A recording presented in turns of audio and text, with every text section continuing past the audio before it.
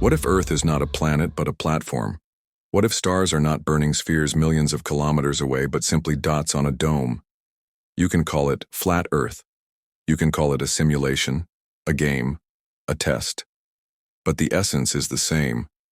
We are inside, not outside. We see the sky, but we can't touch a single star. We see the sun, but its size doesn't make sense. We see the moon, but no one can say for sure what it really is. Why does the sky behave like a projected system? Why do stars move in perfect trajectories? Why does no rocket fly straight up, but always veers sideways and disappears? Now imagine, you're a player. You load into this reality. Earth is your level. The dome is the ceiling of the game, and everything else is decoration. Planets, the background, space, the intro screen, stars, markers, the sun and the moon. Time cycles are part of the game design. We think we live on a planet, but something feels wrong. The world repeats itself. Events echo. Déjà vu. Everything works through strange mechanisms, because you're not on a planet. You're in a loaded version of the world, and this level is designed so perfectly that you never ask the main question. What's beyond the boundary? Have you seen how domed stadiums look? Have you noticed how the sky sometimes glitches, lags, changes color, distorts like it's reloading? You feel there's a limit, but you can't locate it. And that's exactly what we overlook. Because you look at reality, but reality has been watching you for a long time. Like a mirror. Like a reflection. Like a cat waiting for you to wake up. You've heard it 1,000 times. Mercury is in retrograde. Venus is in fall. The moon is in shadow. But now imagine. You lift your head and realize the sky is not the sky. It's an interface, like a loading screen, like a dynamic backdrop, like a star map, not drawn in space, but coded into the simulation. Astrology isn't about planets, it's about you, your programming. The exact moment you were loaded into this system and what was happening in-game at that moment. You enter this world at moment X, and at that moment the interface displays Mars in a certain house, the moon in a specific phase, Jupiter opposite the sun. But if planets aren't physical bodies but variables in a script, then everything makes sense. You don't respond to distant rocks. You respond to frequencies coded into the system. Planets are not objects, they are symbols. Mars isn't a planet, it's a code of action, force, aggression. Venus isn't a sphere, it's a code of beauty, pleasure, sensitivity. Saturn isn't a rock with rings, it's a code of lessons, limits, and karma. Mercury isn't a metal ball, it's a code of communication, logic, and speed. When you're born under Mars, it doesn't mean Mars was shining through your window. It means your loading sequence included a response to Mars frequency variables. Why do horoscopes come true? Because you live inside a system where these codes are embedded in the fabric of reality. You don't notice it, but when your Jupiter aligns, opportunities start entering your field. When Saturn forms a square, you hit blocks, restrictions, challenges you must face. And it works, even if the planets aren't real in the way you've been told. Planets are just visual markers. The real work happens at the level of event code. They act like tooltips, like in-game beacons, like framing points in a pre-written script. You're not a child of space. You're a player in a vast game where the sky is the interface, the planets are variables, and astrology is not fortune-telling. It's a manual for activating your path. While some search the sky with telescopes, you already feel it within. Everything is vibration. Everything is a sign. Everything is a script. And you are not random. You are code, a glowing symbol, a soul in a body, and astrology is the language the Matrix uses to speak to you. We were told since childhood, the moon is Earth's natural satellite. It simply reflects sunlight. It affects tides, moods, and cycles, and that would be fine if there weren't so many strange coincidences. Coincidence number 1. The moon perfectly covers the sun during a total eclipse. Even though the moon is 400 times smaller than the sun, it's also 400 times closer to Earth. Perfect ratio, as if someone tailored it. Coincidence number 2. The moon doesn't rotate. It always shows the same face to Earth. You never see its backside. Ever. They call it synchronous rotation. But in reality, it behaves like a stable projection, like a screen locked to face the player. Coincidence number 3. The moon's surface mirrors Earth's terrain. Multiple satellite images have shown matching features: mountains, ridges, craters, as if the moon is a duplicated layer of Earth's geography, sometimes mirrored or inverted. The moon doesn't just float, it reflects. Not just light, but your emotions, your field, your body. What if the moon is a mirror? If Earth is a stage, then the moon is a camera, always watching you. When you're angry, the program registers it. When you awaken, the mirror adapts. When you meditate, the moon reflects that frequency into the system. The moon might be a repeater, amplifier, transmitter, mirror, surveillance tool, part of a much larger architecture. You may say the moon is just a rock, but on full moons, you don't sleep well. Your emotions spike.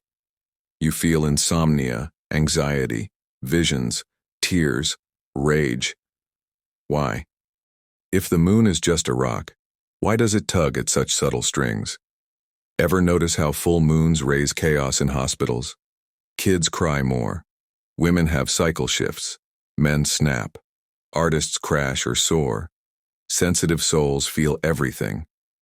The moon influences the wave, and the wave controls your energetic conductivity. You're made of 70% water, and water is the primary carrier of vibration. The moon, as a resonance amplifier, tunes you to a frequency you subconsciously emit. That's why rituals work during full moons, not because of magic, but because the body is at peak conductivity. You can discharge the excess, clear your field, cut ties, forgive, reset. Not mysticism, but an energetic system release. Because the moon isn't gravity for the body, it's gravity for emotion. Through the lens of the matrix, the moon is the interface for emotional calibration and data flow.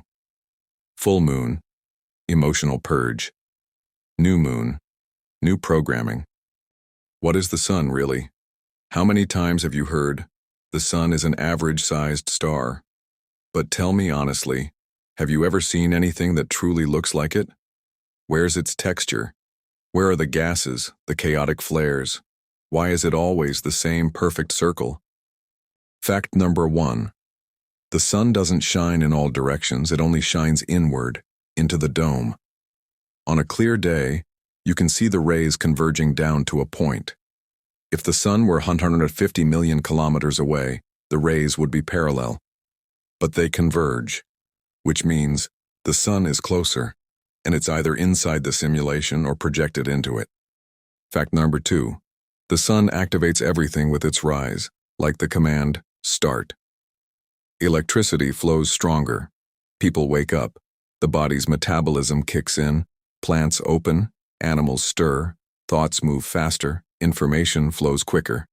This is not just light. It's a code launch. Fact number 3. All life sinks to the sun, but no one sees its true nature. It doesn't grow larger near the horizon. That's an optical illusion. It doesn't rotate. In telescopes, its disk is still. It doesn't burn the air, but instantly warms surfaces. Its light doesn't reflect from the moon consistently. Sometimes the moon is brighter on its shaded side. All of this points to one thing. The sun is not a burning sphere. It's an artificial projector triggering the daily simulation. The conclusion. The sun isn't just light. It's field activation. It launches a new stream of data for the day. It regulates the flow of time. It influences perception waves. It powers up the stage we act upon. And when you hear light, it's not about the sky. It's about a cycle reboot. Like pressing play on reality. Like executing a script for a new chapter. Have you ever watched a solar eclipse through a filter? A sharp circle. A perfectly clean edge. An exact overlap. That's not gas behavior. That's not how a cosmic body behaves. That's the signature of a synchronized projection. What does it mean? Eclipses are not physics. They are reset points. Moments when the system clears old scripts, erases duplicates, and installs new timelines. That's why, in many cultures, eclipses were feared. They came with rituals, sacrifices, beliefs in gods and spirits. Because people could feel something shifts in the world during an eclipse. If you think it's just the moon covering the sun, remember how projectors work. When you place a cutout in front of the light, the image disappears, not because the light is gone, but because the mask interrupts the projection.